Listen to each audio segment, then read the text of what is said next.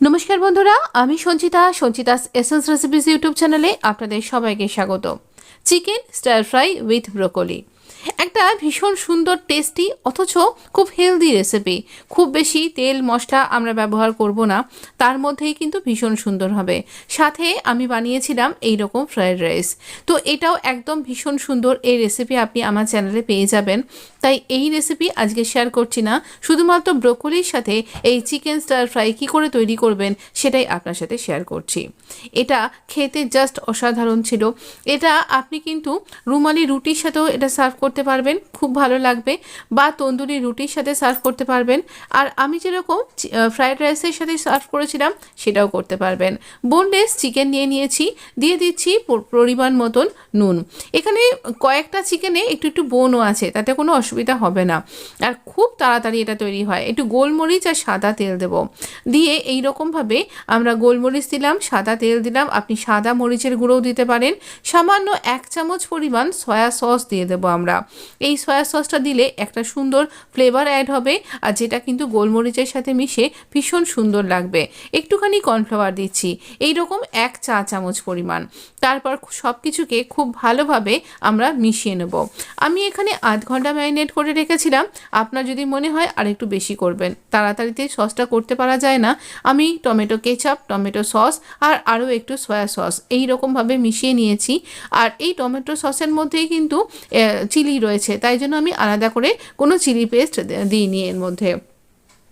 1 চামচ কর্নফ্লাওয়ার দিলাম, আর পরিমাণ মতন আমি এখানে জল দিচ্ছি। একটা ঘন স্ল্যারি তৈরি করে নেব আমরা সব কিছু দিয়ে মিশিয়ে। এটার জন্য একটা সুন্দর ফ্লেভার এবং ট্যাঙ্গি একটা টেস্ট তৈরি হয়ে যাবে। আমি এখানে ফ্রাইং প্যানটা গরম করতে দিয়েছিলাম যখন এত কিছু প্রিপারেশন করছিলাম। এতক্ষণে বেশ সুন্দরভাবে এটা গরম হয়ে গেছে। আয়রন ফ্রাইং প্যানগুলো এরকম গরম হয়ে গেলে পুরো ননস্টিক হয়ে যায়, তো এখানে কিন্তু একদম চিপকাবে না, আর ভীষণ সুন্দর ইজিলি এটা তৈরি হয়ে যাবে।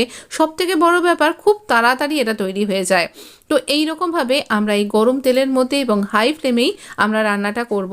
আমি এখানে চিকেনগুলোকে এই রকমভাবে দিয়ে দিচ্ছি।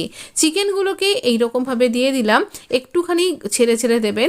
আর যেহেতু আমরা হাই ফ্লেমে রান্নাটা করছি, খুব তাড়াতাড়ি কিন্তু আমাদের চিকেনটাও রেডি হয়ে যাবে। এখানে একটা পুরোটা দিতে দিতেই কিন্তু আমি সব চিকেনগুলো একই সাথে দিয়ে দিয়েছি। আর এখানে চিকেনটা দিতে দিতেই কিন্তু আমার এখানে একটা দিক তৈরিও হয়ে গেছে। আমি যখন চিকেনটাকে উল্টাবো তখন একটা টঙের সাহায্যে এগুলোকে টার্ন করে নেব। দেখুন, আপনি নিজেই বুঝতে পারছেন যে এর দাগটা ওপর থেকেই বোঝা যাচ্ছে একটা দিক হয়ে গেছে, আর এই রকম দাগ ধরে যাবে, আর আমাদের চিকেনটাও পুরোপুরি সেদ্ধ হয়ে যাবে। চিকেনটা এই রকমভাবে ঘুরিয়ে ফিরিয়ে যদি একটু বড় পিস করেন, তাহলে পুরো 4টে দিককেই কিউবের আমরা কিন্তু ঘুরিয়ে ঘুরিয়ে এখানে রান্না করে নেব। এই রকমভাবে আমরা কিন্তু চিকেনটাকে পুরোটাই রান্না করে নেব। এই রকম সস মাখানো থাকবে বলে, আর এই রকম হাই ফ্লেমে তৈরি করলে এটা থেকে জল বেরোবে না। যদি আপনি আঁচটা কমিয়ে দেন তাহলে কিন্তু পুরো ফ্রাইং প্যান ভর্তি কিন্তু জল বেরিয়ে যাবে। আর এটাও একটা ব্যাপার যে এটা কিন্তু একটু ছিটকবে, তেলটা দেখতেই পাচ্ছেন একটু ছিটকোচ্ছে, তাই একটু সাবধানে করবেন।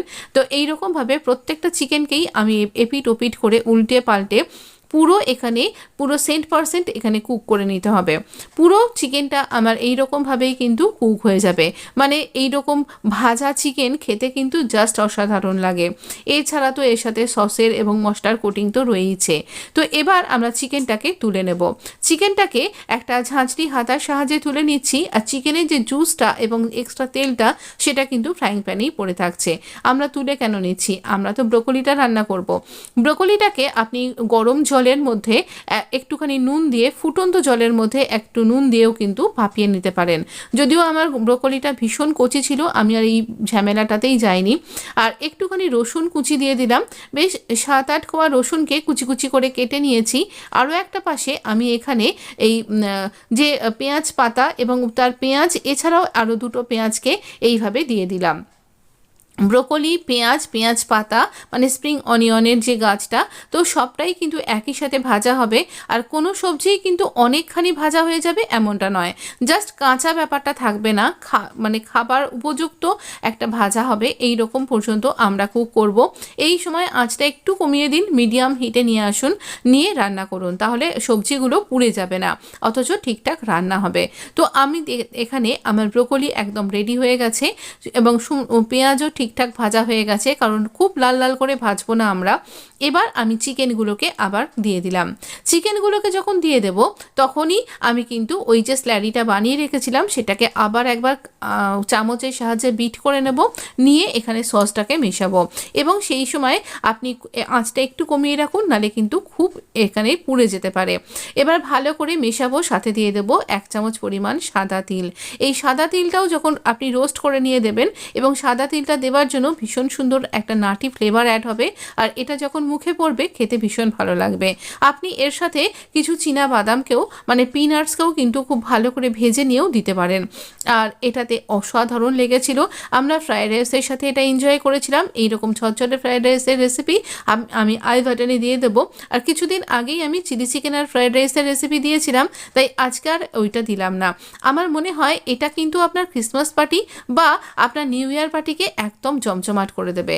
আপনি অবশ্যই ট্রাই করতে পারেন। যিনি রাইস খেতে পছন্দ করেন না, তিনি তাওয়া রুটি কিংবা তন্দুরি রুটি কিংবা রুমালি রুটির সাথে বা পরোটার সাথেও কিন্তু জাস্ট জমে যাবে।